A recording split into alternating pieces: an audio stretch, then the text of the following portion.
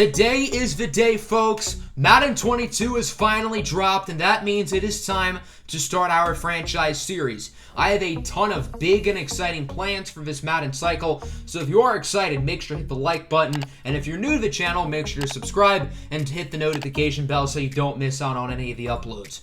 This is now my 6th year doing Madden franchise content on YouTube, so as you can tell, I'm not new to this rodeo.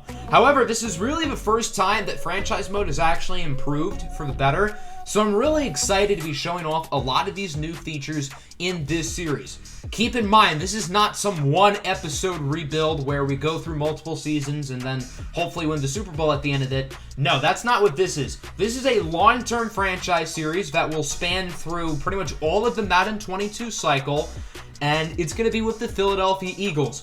I think the Eagles are in a really interesting spot right now, and that's why I chose to pick them. This team is mainly made up of veterans and players who are on bad contracts. Although ratings-wise, this team is not terrible at all. They're an 82 overall.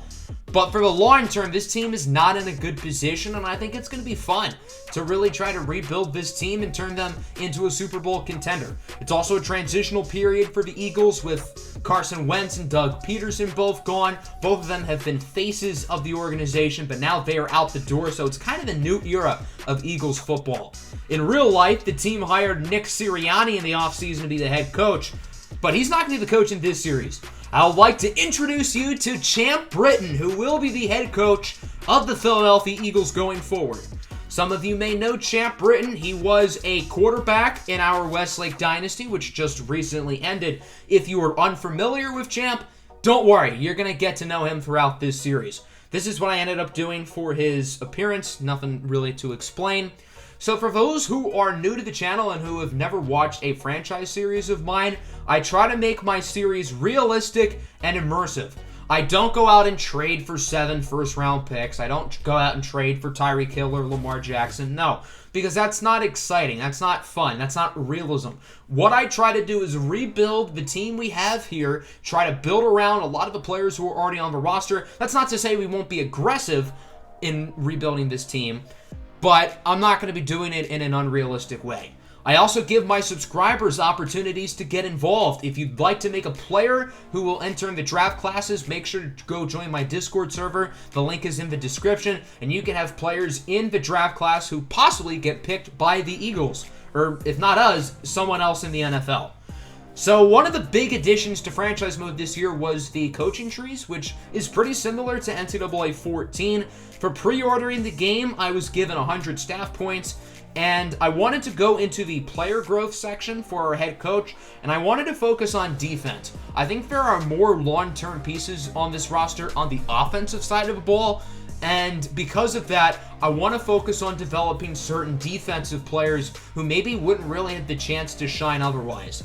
So now let's do a roster breakdown. Most of this video is going to be breaking down the roster and really previewing what this series is going to look like. This is a pretty fun team, and it all starts at the quarterback position. Probably the most interesting storyline with this team is Jalen Hurts going into the second year of his career. Hurts is definitely the most polarizing player on this team right now. Had a very unique collegiate career at Alabama and Oklahoma. The Eagles shocked the world last year by drafting him in the second round. And now this is his team. He's going to be the starting quarterback, and we're going to try to develop him into the franchise guy. He played 4 games last season, or he started in 4 games, and he wasn't terrible. He showed a lot of promise, and although he wasn't outstanding in those games, he did show a lot to like, and I do think Jalen Hurts has a ton of potential. I know he only has normal dev, but I really think we have the chance to mold him into a franchise quarterback. Behind him, there's Joe Flacco and Nick Mullins. Solid quarterback depth, but not really a whole lot to talk about with them. The Eagles running back room has a lot of really fun players, headlined by Miles Sanders, the third-year pro out of Penn State. I think Sanders is poised for a breakout season, not only in this series, but also in real life as well. Sanders easily would have hit the 1,000 yards mark last season had he stayed fully healthy, and I think he's got a strong chance to be the long-term running back for this team going forward. Behind him, there's Kerryon Johnson. As a Lions fan, I'm sad he's not on the team anymore. He was my favorite player on the squad the past few seasons, but I'm excited to use him in this series. And there's also Kenneth Gainwell, who's really the name to watch here in this backfield outside of Miles Sanders. I really like what Gainwell can do in the passing game. Don't be surprised at the end of this season when he has more receptions and receiving yards than he does rushing attempts and rushing yards. He's going to be the main pass-catching back, and I think he might be our most talented running back other than, obviously, Miles Sanders.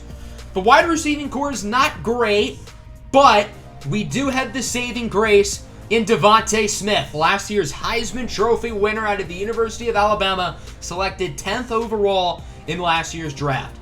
Devontae Smith is one of the main reasons why I picked this team. He is such a fun player, so talented. He's going to be really good. He's going to be the top receiver on this team, not only for the future, but also right now, which says how good he is, but that also says how bad the rest of this receiving core is. Outside of Devontae Smith, I think our best long-term piece is Jalen Reagor, the second-year pro out of TCU. He was the Eagles' first-round pick last year. Had some trouble staying on the field. And when he was on the field, he wasn't all that impressive. But I think with a bigger role this year, I think he has a shot to be really solid. Outside of Smith and Reagor, there are a few decent players in this receiving core. Travis Fulgham, Greg Ward, a few young players down the board like John Hightower, Kez Watkins. Hakeem Butler was a player I loved out of Iowa State. I'd love to develop him here, but he's only a 63 overall, so I don't know if it's going to happen. The tight end room is really in an interesting position, headlined by Dallas Goedert, who is possibly a top 10 tight end in the NFL. He is really good, but we're going to have to make a decision with him. Goddard is on the final year of this contract, and we're going to have to figure out if we want to bring him back or not. After Goddard, there's also Zach Ertz. Ertz is an all-time great Philadelphia Eagle. He has been so good for this team for so many years. He was a vital piece in this team's Super Bowl championship a few years ago. He caught the game-winning touchdown pass in that game. His number 86 is going to be retired when it's all said and done. But he's not the player he once was. Zach Ertz trade rumors have been very common throughout this offseason, and although it did not happen, there's a strong chance he does get traded within the near future.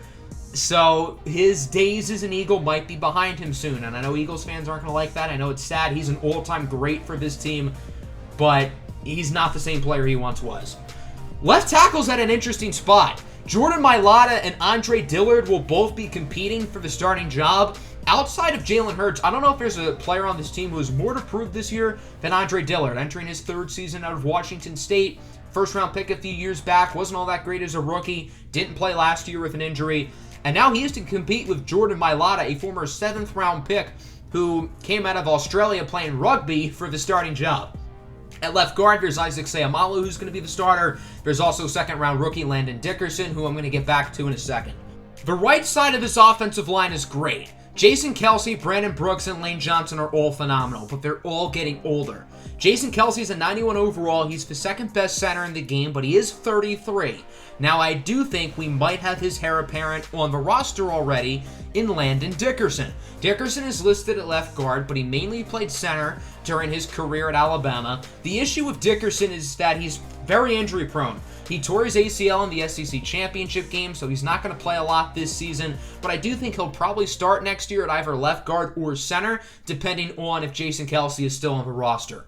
At right guard, there's Brandon Brooks, 92 overall, second best right guard in the game. He is great, but he has had a hard time staying healthy the past few seasons. And then Lane Johnson at right tackle, also still very good, 88 overall, the 4th-ranked right tackle in the game. But he is 31. So if these three offensive linemen, they're all great, and they're still going to be good for a little while longer, but we're probably going to have to replace them because they are getting older.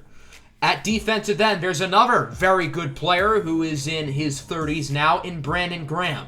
Graham is entering his 12th season out of Michigan. He really hasn't shown many signs of regression, and he actually had a great season last year, racking up 8 sacks.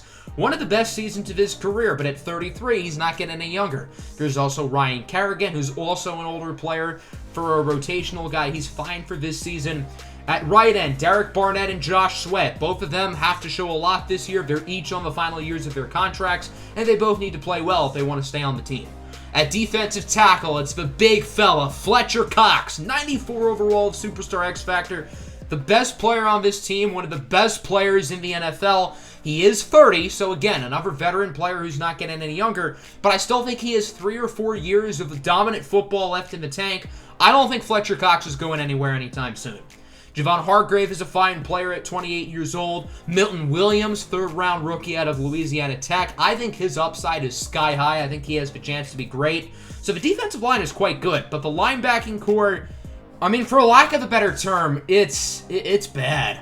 The projected starters currently are Jannard Avery, Alex Singleton, and Eric Wilson. Of those three, I think Wilson is probably the best. Had a pretty good season last year in Minnesota.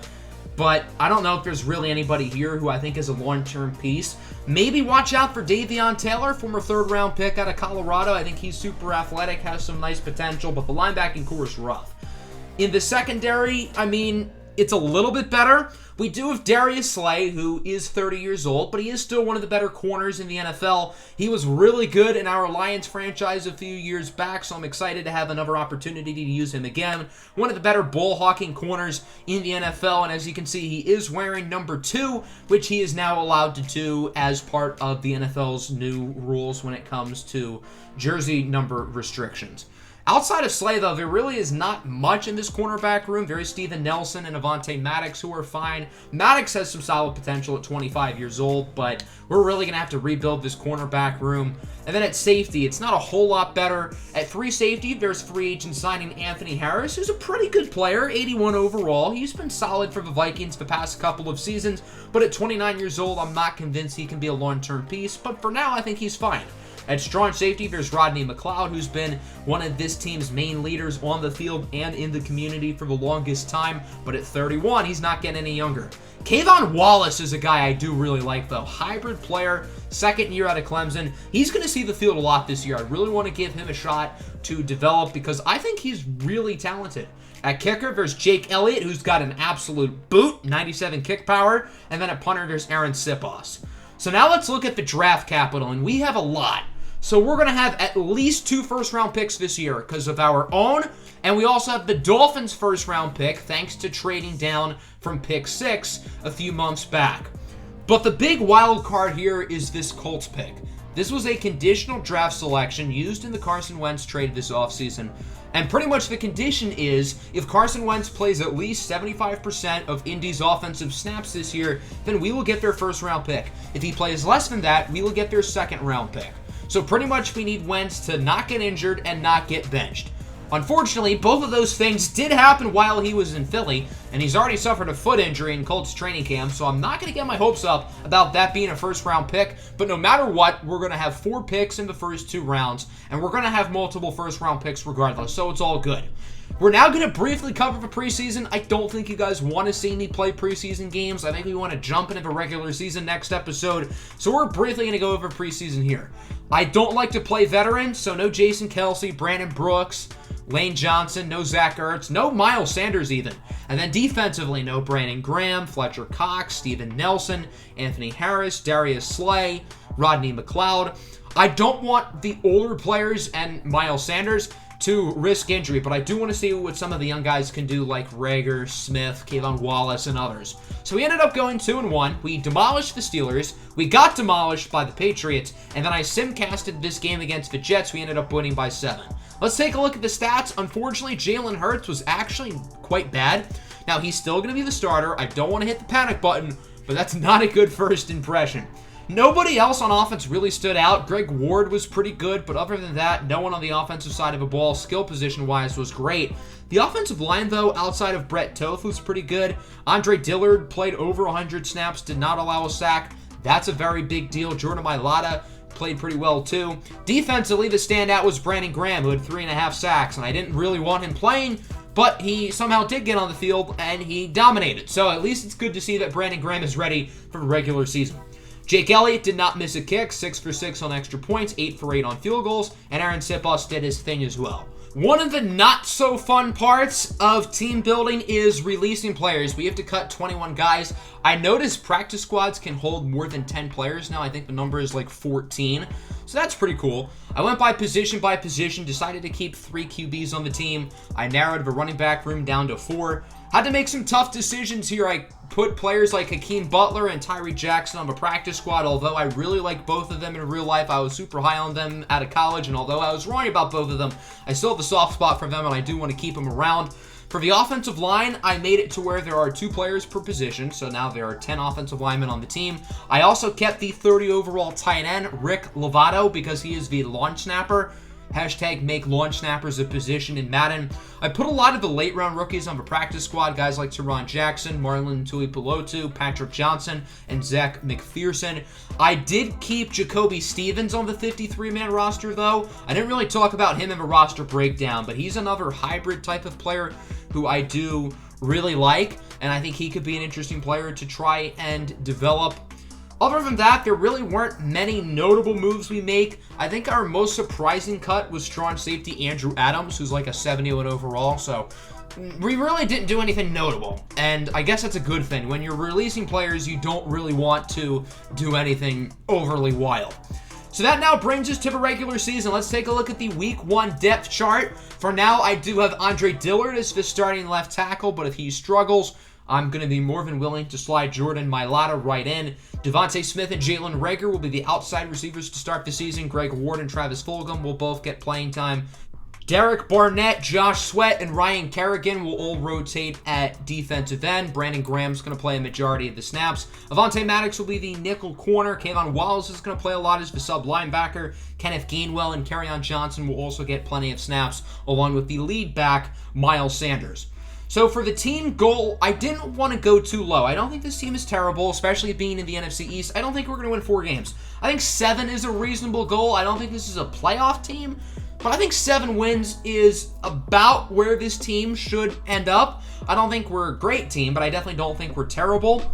Scenarios are back this year in franchise, but they're a lot more immersive. Rather than just looking like a string of text messages, there are press conferences, there are conversations you can have with your players, whether it's like a mentorship or a breakout opportunity. This is Coach Champ Britton's first press conference, getting an opportunity to speak with the media. I really wanted to emphasize pass defense here because Atlanta's strength is throwing the ball, and that is our Week 1 opponent. Let's quickly take a look at this Falcons squad, see what we have our hands in store for next episode, which will be Week 1. The Atlanta Falcons finished second on my Madden 22 franchise poll, only behind the Philadelphia Eagles. So I almost picked this team as my franchise squad. They still have Matt Ryan at quarterback. They have a lot of talented skill position players like Mike Davis, Calvin Ridley. But the name to watch is the rookie Kyle Pitts, a Philadelphia native. He's an Archbishop Wood kid, only 20 years old, 81 overall, one of the most unique prospects to come out in a while. He's going to make his NFL debut against his hometown squad. This Falcons team, I believe, is 8 ratings lower than us, but they're really not that much worse in my opinion. Hey, there's Jason Peters, the longtime Philadelphia Eagle, who's injured. I guess that's pretty typical of Jason Peters in recent years.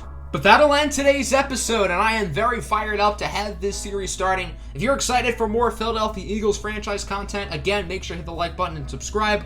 Opening game against the Falcons will probably be tomorrow, so make sure to stay on the lookout for that. Peace out.